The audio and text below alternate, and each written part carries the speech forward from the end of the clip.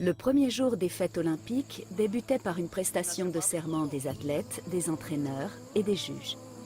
La cérémonie se déroulait devant l'autel de Zeus Orchios, ou Zeus garant des serments. Les athlètes juraient d'obéir aux règles des Jeux olympiques, tandis que les juges, eux, promettaient d'être justes et impartiaux. La deuxième journée commençait par une grande procession jusqu'à l'hippodrome afin de célébrer le début des très appréciées épreuves équestres. La plus attendue et la plus spectaculaire était la course des quadriges, des chars dont l'attelage était de 4 chevaux. Les épreuves équestres se distinguaient par le fait que le vainqueur n'était pas le meilleur cavalier ou aurige, mais le propriétaire du cheval ou du char le plus rapide. À l'issue des compétitions équestres, les 40 000 spectateurs rejoignaient le stade pour suivre les épreuves du pentathlon. Comme son nom le laisse entendre, il comptait 5 épreuves: lancer du disque, lancer du javelot, saut, course et lutte. Après les compétitions du jour, des rites funéraires avaient lieu en l'honneur de Pélops, héros et fondateur mythique des Jeux olympiques. La soirée se terminait par un festin et un imposant défilé en l'honneur des vainqueurs du jour. La troisième journée commençait par l'événement le plus important des Jeux.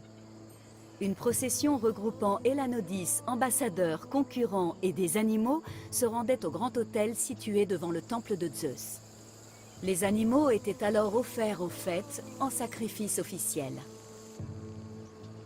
L'après-midi du troisième jour était consacré aux épreuves de course à pied. La course était la plus ancienne discipline des Jeux et fut d'ailleurs la seule épreuve des premiers Jeux olympiques.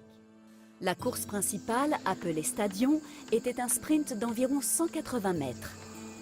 Le vainqueur avait l'honneur d'attribuer son nom à la période de 4 ans séparant 2 éditions des Jeux. Cette période était appelée Olympiade. Par exemple, les 4 années qui suivirent les premiers Jeux, en 776 avant l'ère commune, constituèrent l'Olympiade de Coreb d'Hélice, le premier champion olympique.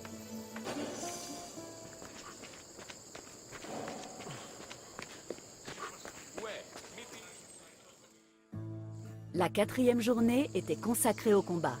Les épreuves de lutte se déroulaient le matin, suivies par le pugilat et le pancrace. Le pancrace était une sorte de mélange de lutte et de pugilat. Tout était permis à l'exception des introductions dans les yeux ou la bouche ou des tractions sur les oreilles ou les organes génitaux. Cette épreuve était très appréciée et considérée comme le summum en matière de force et de technique. En fin d'après-midi se déroulait une course d'une nature unique, l'oplitodromos, ou course en armure. Les concurrents portaient un casque et un bouclier pour simuler les conditions de course sur le champ de bataille.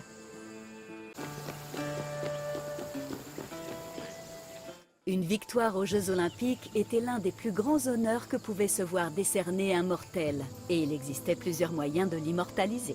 Certains athlètes faisaient réaliser leur statue, d'autres demandaient à des poètes d'écrire des odes à leur victoire. La tradition orale était un élément majeur de la culture grecque.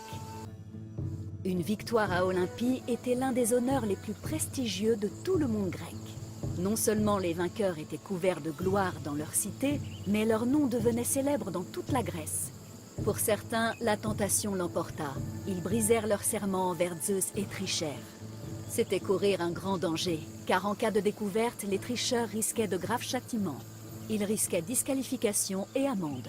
Mais, s'ils étaient surpris à tricher pendant une épreuve, ils pouvaient être frappés par les arbitres.